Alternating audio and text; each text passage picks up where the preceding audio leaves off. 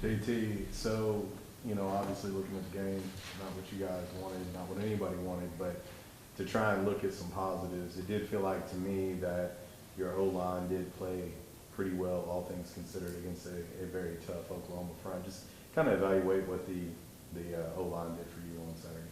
Yeah, I thought they did some good things. I don't think we gave up a sack all game, so I was really happy from that aspect in terms of pass pro and stuff. So a lot of respect and love for those guys up front, trying to keep me upright and doing everything they can. So I think we just gotta clean up some things and look at how we can grow and get better going into next week. How do you feel like this team has kind of responded in meetings and in practice these last couple days? Yeah, I mean, Coach basically said there's two ways we can go at it. We can sulk and put our head down and pout about it, or we can use it as a learning experience. So I think the team's pretty much taken that approach to it, and obviously it wasn't to our standard or our style of the way that we want to play football here at A-State. So just going to go into it and attack practice this week and do everything we can to make sure it doesn't happen again. JT, how would you assess the team's move since Saturday, and just what's the key to bouncing back from something? Yeah, I mean, obviously we're frustrated after the game and stuff, but you take your 24 hours to feel however you got to feel, and then at the end of the day, you got to move on. So I think everything's kind of full head of steam going on in Memphis this week.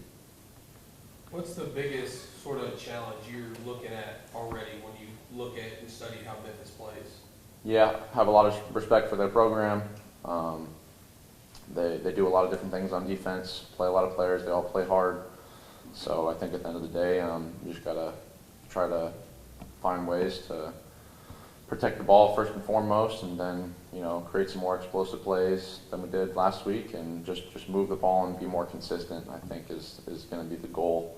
I think there were some ups and downs last week, so I think if we can try to stay consistent and just execute and do things better on the offensive side of the ball, gives us a better chance. So how do you feel that your relationship with your receivers is getting? You feel like there's some continuity there? You guys are getting more familiar with each other. I know you get that first start up, under your belt there here, and how does that feel just with your continuity with your wide receivers and everybody on the offense? Sure. Yeah. I mean, obviously, like you said, it's all been kind of new over the past couple months, and I think that's going to be a relationship with everybody that continues to grow and that we continue to build as the season goes on and we get more comfortable with each other. So I think it's just going to be something that improves week in, week out. JT, for you, when you look at this team and the locker room and just kind of the response, what you've seen so far, what do you like about the response that you've seen from yourself as well as the teammates as you get prepared for what is a big rivalry game in this area? What do you like about the response since the loss on Saturday that you've seen thus far? I've seen a lot of guys that myself included, that have just been in the facility as much as they can. I think everyone came in here Saturday night, and we had guys watching film Saturday night after the game, trying to do corrections for themselves, and then watching it on Sunday with Coach, obviously, and then kind of putting it behind us, like I said, and everything's just been about Memphis this week, and so just getting in here doing the extra things outside of practice and meeting time that can give us the best opportunity to put ourselves in good position on Saturday. Being a guy who didn't get to go through spring truly and did get here in the summer and then obviously a full fall camp, you're going to be looked at as one of the leaders of this team even though you are a newcomer. Just kind of embracing that role. You've obviously had leadership roles previously, but embracing that role here and how important that's going to be moving forward. Yeah, I think at the end of the day, a team kind of looks at their quarterback in some way, shape, or form. So I got to do everything I can to kind of hold a standard for us as players and make sure that standard doesn't drop. And the offense and everything's going to go as I go. And it's not just a one person thing. Obviously, it's 11 people doing their jobs, but like you said, just kind of making sure that I'm doing my job as a leader and trying to take care of the things that I can control and bring guys along with me to help give us the best chance to win. JT, you talked about the receivers a little bit. It seemed like they were handling everything. In some places, get the ball into Bryant's hands. Just what does he kind of bring to the table for you guys? Yeah, I mean, we've got a good group of young freshmen. We've got a very young team right now, but I think Janelle especially and a lot of other guys can help us out in different ways. So I think that the more we can just get the ball into as many of our playmakers' hands, Janelle included, I think it's just going to benefit everybody. Component this week that y'all saw last year, what do you feel like the key to defending Memphis is? Obviously, they moved the ball and had a little success running in last year's game over in Memphis. The key to success is truly playing to our standard, which is fast, physical, A-State football.